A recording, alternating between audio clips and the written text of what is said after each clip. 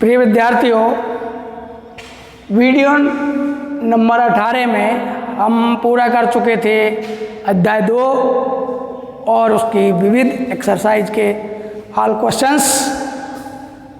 उसमें 19 और 20 प्रश्न को पिछले प्रश्नों के हिसाब से आराम से विद्यार्थी हल कर लें।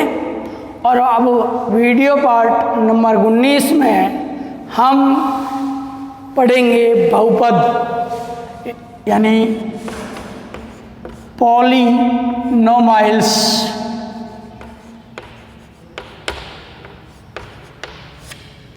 बहुपद क्या होता है?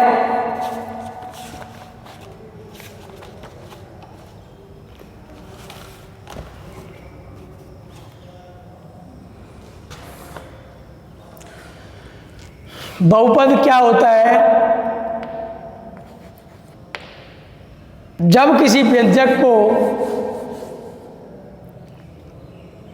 बहुपद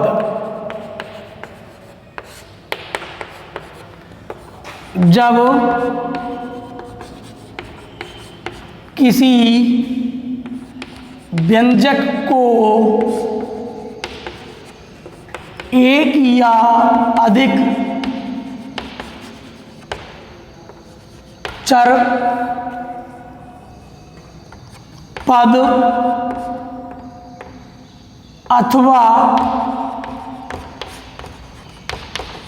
घातों में लिखा जाए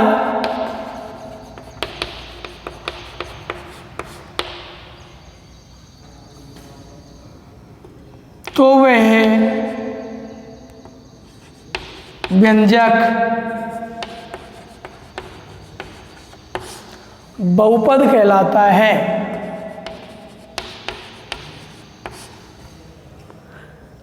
बहुपद कहलाता है। बहुपद को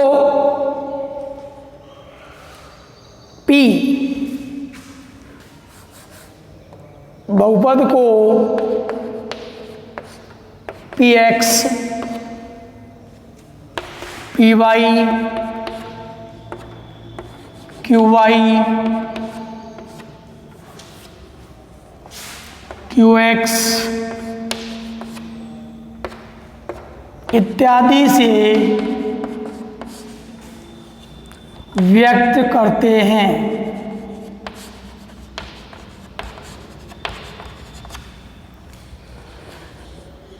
ये ब्रैकेट के अंदर जो लिखा हुआ है ये चर है। इसका मतलब ये है कि इस बहुपद में x चर है, इस बहुपद में y चर है, इस बहुपद में y चर है, इस बहुपद में भी x चर है। तो बहुपद को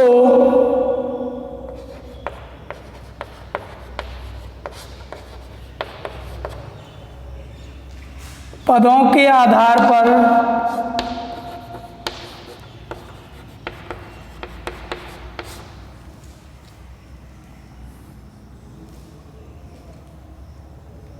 निम्न प्रकार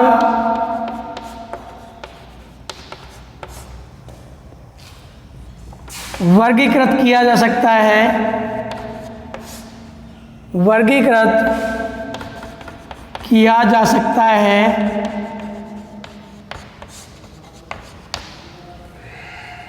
जैसे px बराबर, जैसे पहला एक पदीय, इस एक पदीय में केवल एक पद होता है। एक पद हो, केवल मैं संक्षेप में इसकी डेफिनेशन दे रहा हूं यहाँ, क्योंकि एक पद हो। जैसे px बराबर, साथ के साथ एग्जाम्पल देखें, 4y, यहाँ पर के 4x, x चर है और एक ही पद है 4x का, इसलिए एक पद में बहुपद है। ये एक पदीय बहुपद कहेंगे। दूसरा जैसे द्विपदीय,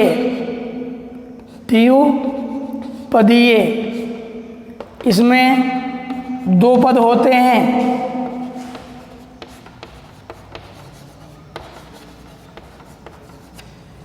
जैसे पी एक्स बराबर 4x स्क्वायर प्लस 3x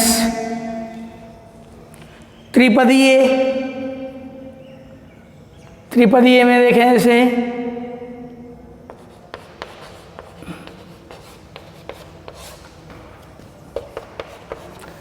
तीन पद होते हैं, तो पी एक्स बराबर जैसे ax square plus bx plus c, तीन पद हैं इसमें और x चर है। चार पदीय चतुर्पदीय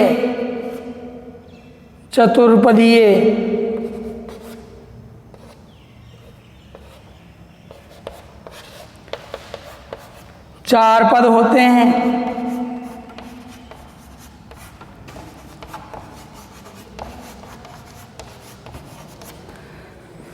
जैसे पी एक्स या क्यू एक्स बराबर ax3 प्लस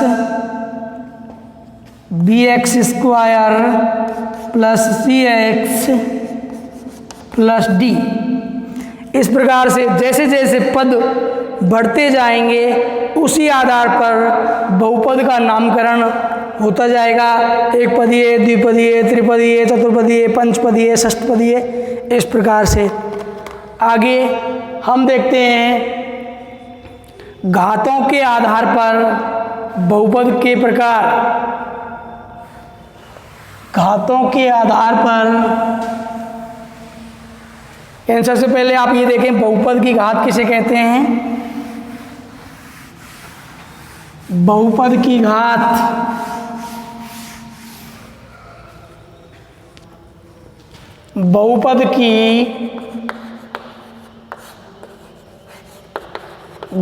क्या होती है। किसी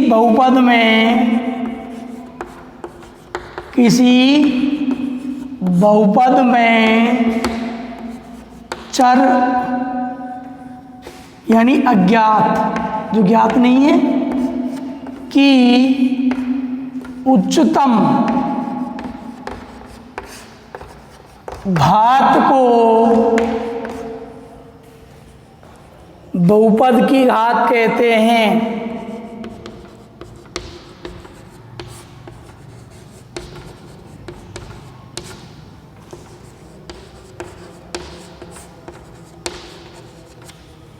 जैसे आपको एग्जाम्पल लेते हैं कि ये एक भवन है, मकान है, जिसमें 1 2 3 4 आदमी रहते हैं।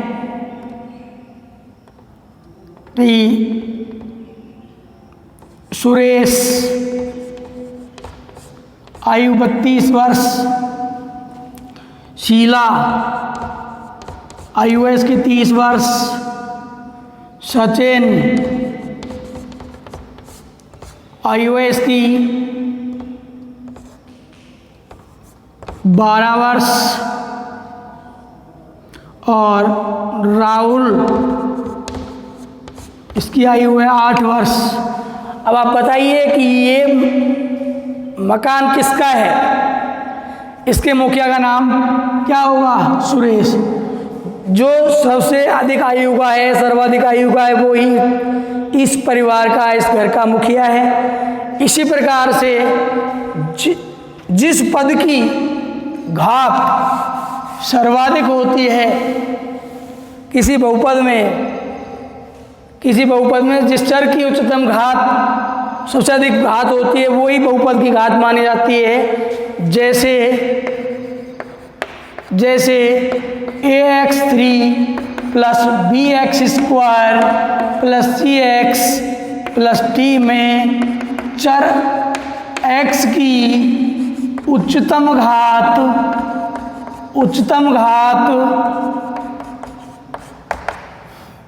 3 है, यानी चर x है, इसकी 1 घात 2 घात 3 घात 3 है। अतः बहुपद की घात, अतः है बहुपद की घात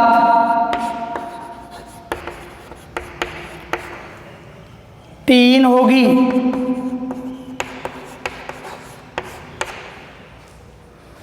अब घातों के आधार पर,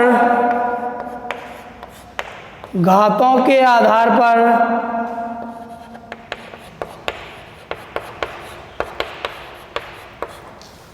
घातों के आधार पर बहुपद का वर्गीकरण, बहुपद का वर्गीकरण। नंबर 1 है रैखिक बहुपद। रैखिक बहुपद, जिस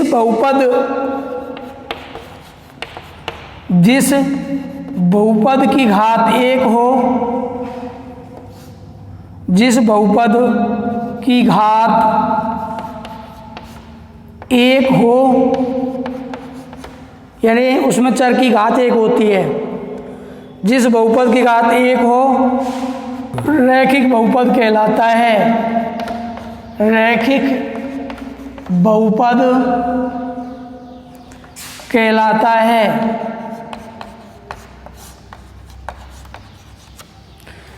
इस रैखिक बहुपद का व्यापक जो रूप है, व्यापक रूप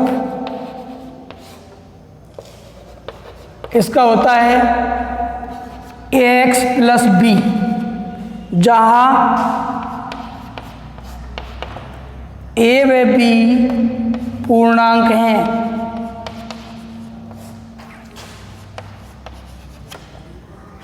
और a बराबर नहीं होगा 0 के। a और b पूर्णांक हैं, यानी x का गुणांक है, ये x चर है, ये दोनों पूर्णांक हैं। ax प्लस b ये रैखिक बहुपद का व्यापक रूप है, मानक रूप है। दूसरा बहुपद लेते हैं द्विघात बहुपद। द्विघात बहुपद, द्विघात बहुपद जिस बहुपद की घात, जिस बहुपद की घात 2 हो वह द्विघात बहुपद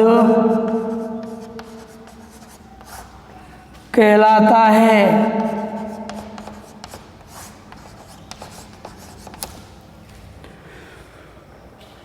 जिसका व्यापक रूप होता है, जिसका व्यापक रूप होता है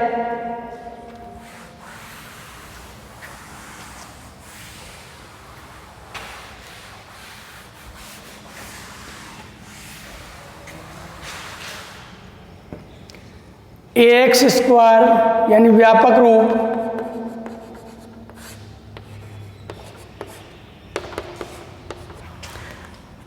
a x की घात 2 होगी प्लस bx प्लस c, जहां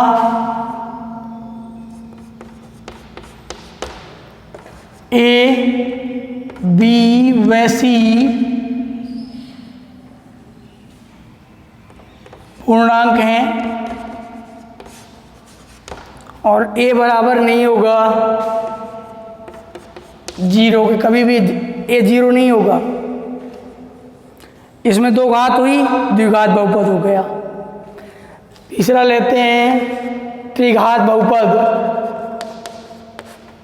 त्रिघात बहुपद जिस बहुपद की घात 3 हो, जिस बहुपद की घात 3 हो वह त्रिघात बहुपद कहलाता है। वह त्रिघात बहुपद कहलाता है। इसका व्यापक रूप होगा, व्यापक रूप ax3 plus bx² plus cx plus d। इसमें इस बहुपद की घात 3 है, जहाँ a बराबर नहीं होगा 0 के, वो ABCD है, पूर्णांक हैं। d अचर, इसमें c अचर था, इसमें d अचर है, तो ये पूर्णांक हैं ABCD, और x चर है। इस तरीके से जिस प्रकार बहुपद की घात बढ़ती जाएंगी, उसी प्रकार से हम बहुपद के घातों के आधार पर उसका नामकरण कर देंगे, चतुर्घातीय, पंचघातीय, इस प्रकार से। अब जानकारी करते हैं, हम पढ़ते हैं कि बहुपद का शून्य क्या होता है। जैसे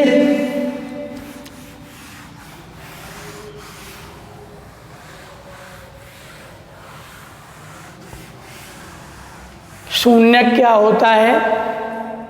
शून्यक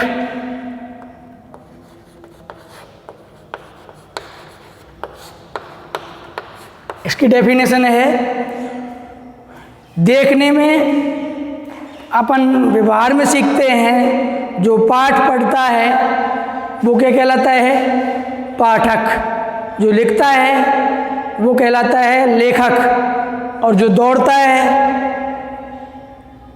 कहलाता है धावक। इस प्रकार से जो शून्य लाता है, व्यवहार की भाषा में सीखे, जो शून्य लाता है वो कहलाता है शून्यक। तो वह वास्तविक संख्या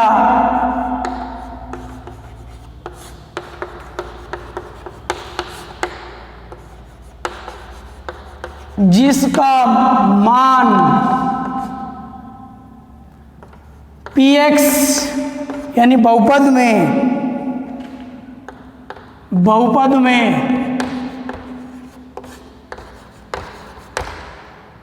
रखने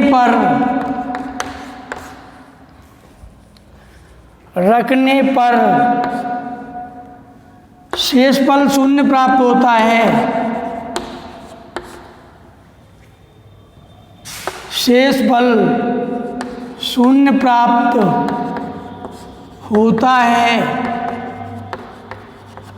तो वह संख्या बहुपद का, तो वह वास्तविक संख्या px का शून्य कहलाती है।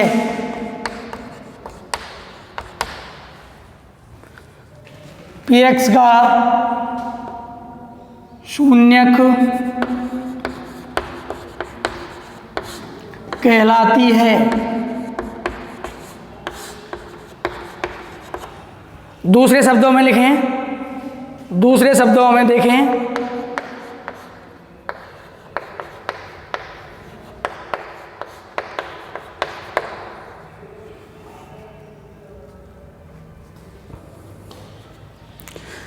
कि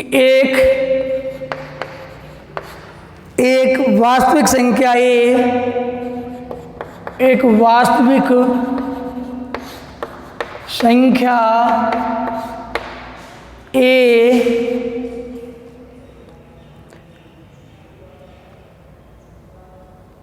px का शून्यक होगी, px का शून्यक होगी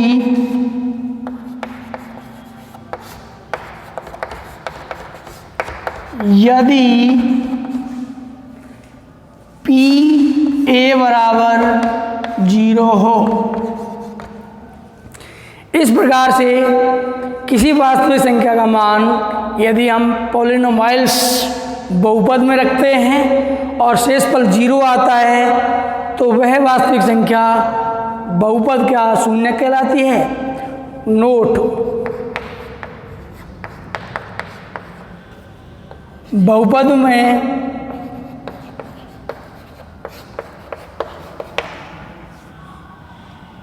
घातों की संख्या के समान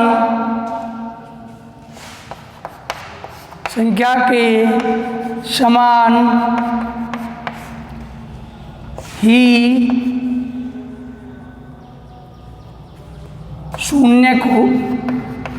शून्यकों की संख्या होती है।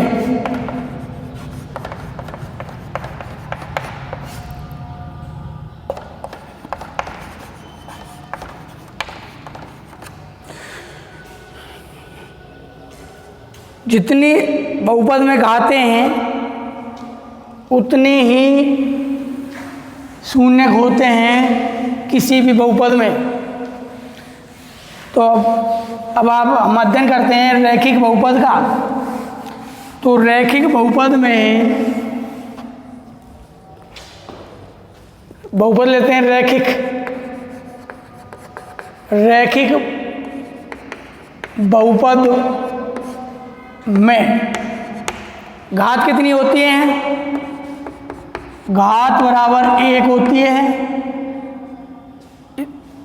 और शून्य के बराबर भी 1 होगा।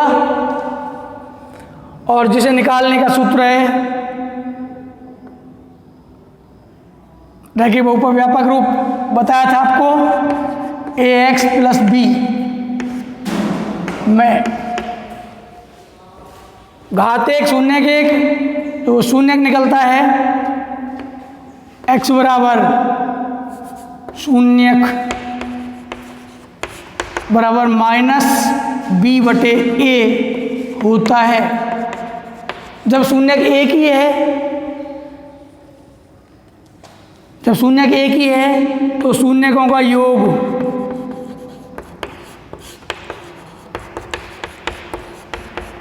b -b/a होगा।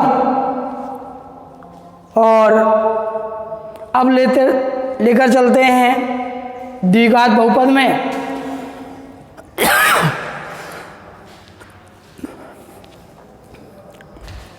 द्विघात बहुपद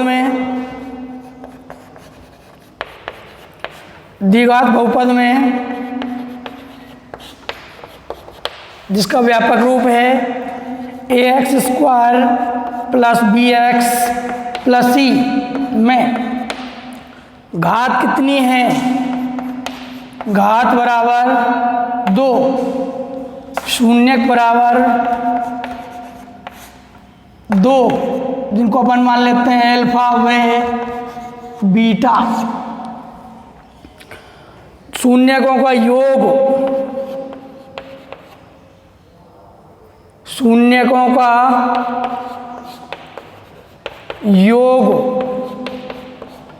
यानी अल्फा + बीटा वो बराबर होता है -b/a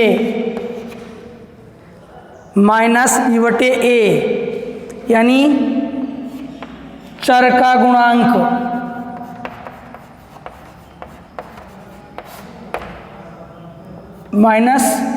चर का गुणांक बटे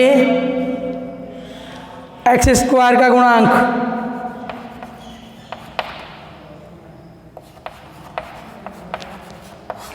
ये के बराबर होता है, शून्यकों का योग अल्फा + बीटा बराबर होता है -b/a। यहाँ पर -b क्या है? b क्या है? ये x का गुणांक है यानी चर का गुणांक है, और ये b चर का गुणांक है, x² का गुणांक है। तो शून्यकों का योग बराबर होता है -b/a के, और शून्यकों का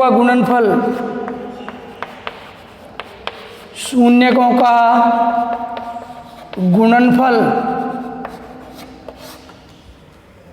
अल्फा × बीटा बराबर होता है c/a के। इसका मतलब है अचर पद बटे x² का गुणांक। इस वीडियो में इतना ही, और अगले वीडियो में हम जारी रखेंगे त्रिघात बहुपद में शून्यकों की संख्या और उनके बीच संबंध। धन्यवाद।